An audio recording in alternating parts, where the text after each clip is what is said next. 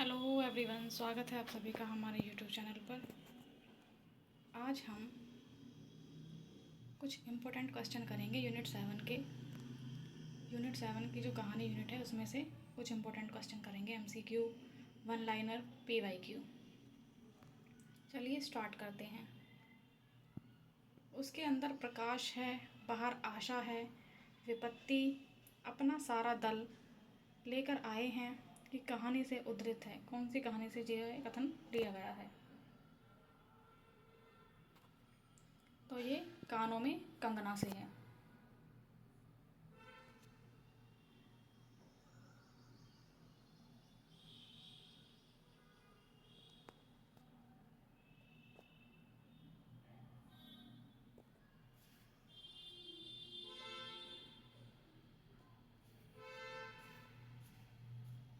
परमात्मा ने तुमको पैदा किया, नहीं तो हमारे भाग्य कहाँ से जागते। तुम्हारे पैरों की चंचल नुपुर मेरे सोए भाग को जगाने की ज़रूरत है।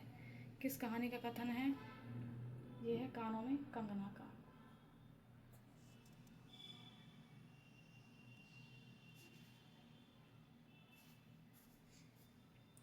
तीसरा क्वेश्चन है, पात्रों का मिलान करना है। वजीरा सिंह कौन सी कहानी का है?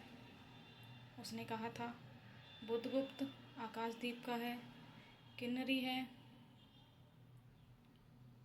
कानों में कंगना की है, और नवल किशोर धुलाई वाली के हैं। तो कौन सा हो जाएगा? 1 का 2 सेकंड ऑप्शन हो जाएगा इसका।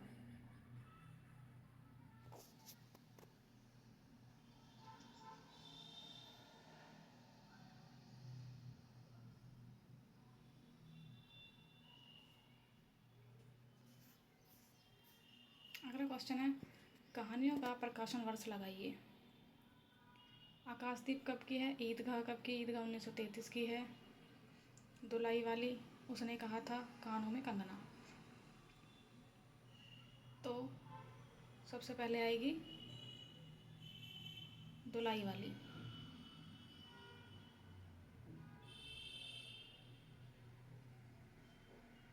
1907 की। उसके बाद हो जाएगी कानों में कंगना। तो इसका सी ऑप्शन हो जाएगा।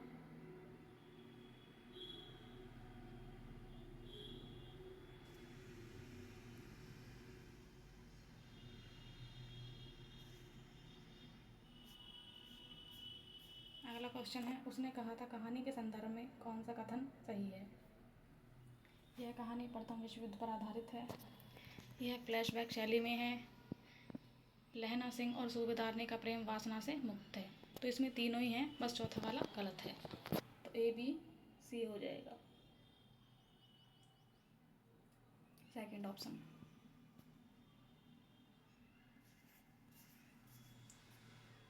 कानों में कंगना कहानी का मुख्य विषय क्या है? सच्चे प्रेम को दिखाना, पश्चाताप को दिखाना, सच्चे प्रेम और वासना के अंतर को स्पष्ट करना, या सच्चे प्रेम और वासना में कोई अंतर नहीं है। इसका हो जाएगा सच्चे प्रेम को दिखाना किरण के रूप में, और वासना को दिखाना किन्नरी के रूप में।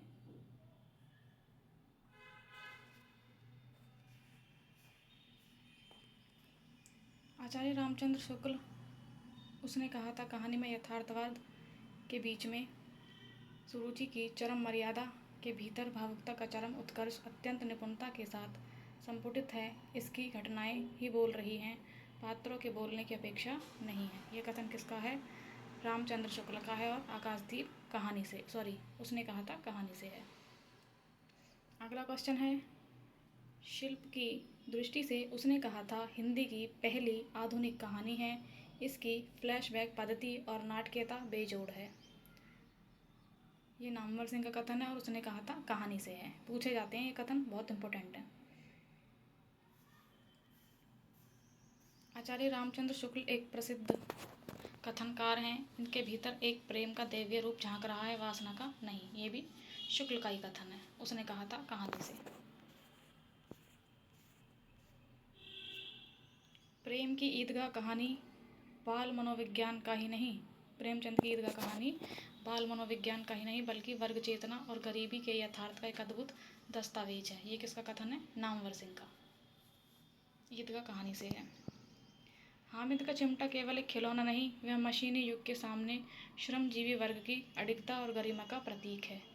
डॉक्टर रामविलास शर्मा का कथन है ईदगाह कहानी से।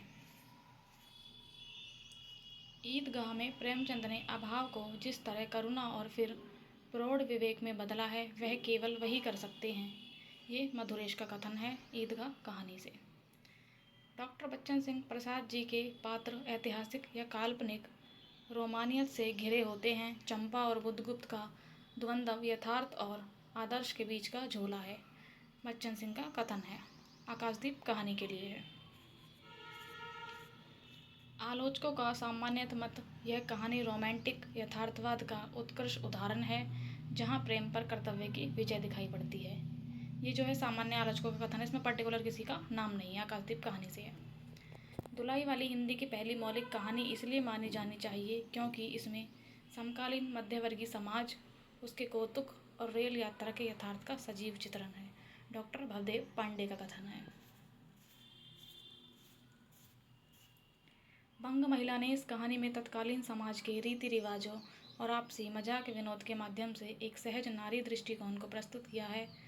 मधुरेश का कथन है। कौन सी कहानी से है? धुलाई वाली, सॉरी,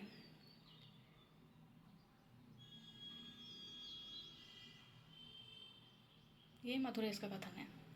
डॉक्टर बच्चन सिंह, इस कहानी की भाषा शैली गद्यात्मक काव्य जैसी है। इसमें भावुकता और नैतिक उपदेश का पुट अधिक है, जो तत्कालीन सामंती मानसिकता के पतन को रेखांकित करता है। ये भी डॉक्टर बच्चन का कथन है। कानों में कंगना से है। डॉक्टर रामस्वरूप चतुर्वेदी, कानों में कंगना शैली शिल्प की दृष्टि से एक अनूठा प्रयोग है, जहाँ शब्दालंकार के माध्यम से वासना और त्याग के द्वंद्व को उभारा गया है। डॉक्टर रामस्वरूप चतुर्वेदी का कथन है। कानों में कंगना के लिए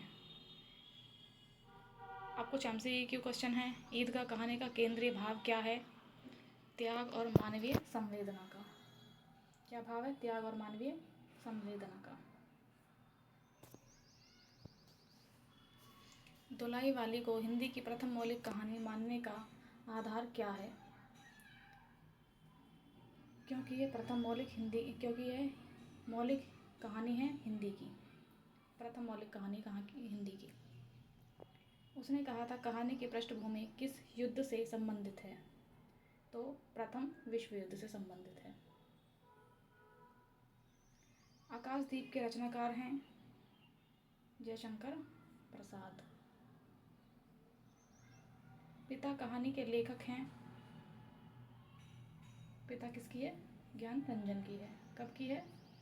1965 की है।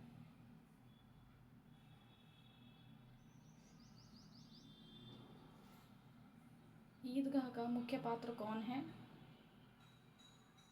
हामिद। उसने कहा था का नायक कौन है? उसने कहा था का लहना। धुलाई वाली की लेखिका का वास्तविक नाम क्या है? राजेंद्रबाला घोष। बंग महिला भी कहा जाता है, बंग महिला के नाम से जानी जाती हैं, लेकिन राजेंद्रबाला घोष उनका वास्तविक नाम है।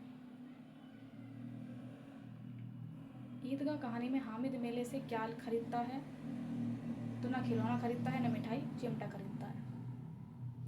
निम्नलिखित में से कौन सा युग्म सही है? ईदगाह जयशंकर प्रसाद की है। आकाशदीप प्रेमचंद की है। उसने कहा था चंद्रधर शर्मा गुलेरी की है। पिता अमरकांत की है। तो ना तो ईदगाह जयशंकर प्रसाद की है, ना आकाशदीप प्रेमचंद की है, ना पिता अमरकांत की है। पिता ज्ञान रंजन की है, ईदगाह प्रेमचंद की है और आकाशदीप जयशंकर प्रसाद की है। तो सही क्रम जो है इसमें उसने कहा था इसकी है चंद्र शर्मा गुलेरी की। इनमें से कौन सी हिंदी की उपभाषा नहीं है? तो पूर्वी हिंदी भी उपभाषा है, पश्चिमी हिंदी भी है और राजस्थानी भी है। खड़ी बोली नहीं है। सर्वाधिक बोली जाने वाली कौन सी बोली है इनमें से? भोजपुरी। अगली वीडियो में हम ऐसे ही इम्पोर्टेंट क्वेश्चन करेंगे।